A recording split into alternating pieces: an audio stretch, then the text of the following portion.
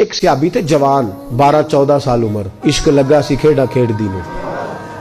12-14 سال عمر تو ہر وقت حضور کے پاس رہتے تھے. صحابہ کہتے ہیں ہم نے سوچا ہر وقت ہی رہتا ہے. ایک دن نبی پاک صلی اللہ علیہ وسلم نے کہا ان کو ذرا بتاؤں تو صحیح ہے مجھ سے پیار کتنا کرتا ہے. صحابہ کو تجربہ کرانے کے لیے حضور نے اس سے کہا مجھ سے پیار کرتے ہو؟ اس نے کہا بیبا آپ کو پتہ ہی ہے سارا. تو حضور نے فرمایا جاؤ اپنے باپ کی گردن کاٹ کے لاؤ. کس کی؟ اوکھا جے بابا کام. ہاں اپنے باپ کی گردن کاٹ کے لاؤ. 12-14 سال عمر, چھلانگ لگائی. مسجد نبوی کے دروازے پر مولا علی شیر خدا کھڑے تھے.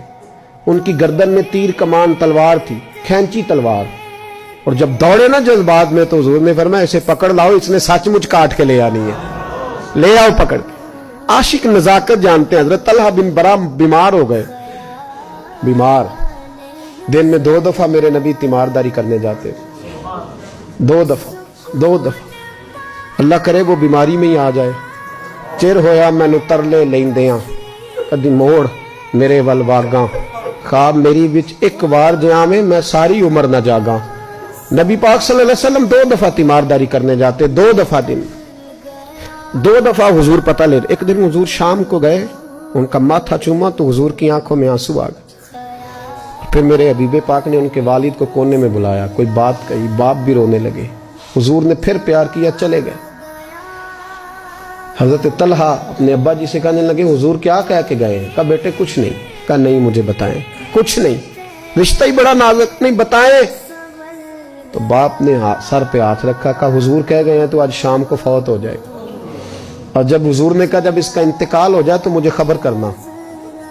والد کو چارپائی پہ بٹھا کے تو حضرت طلحہ نے ہاتھ پکڑ لیا. عشق تے اگ دوویں ایک برابر, پر عشق دا سیک ودھیرا.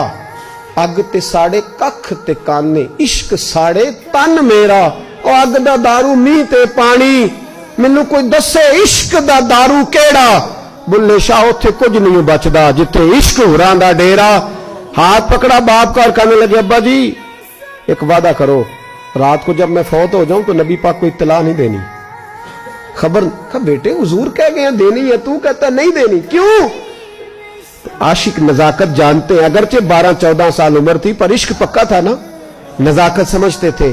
کہنے لگے ابا جی جن گلیوں سے حضور نے گزر کے آنا ہے وہ یہودیوں کی گلیاں ہیں.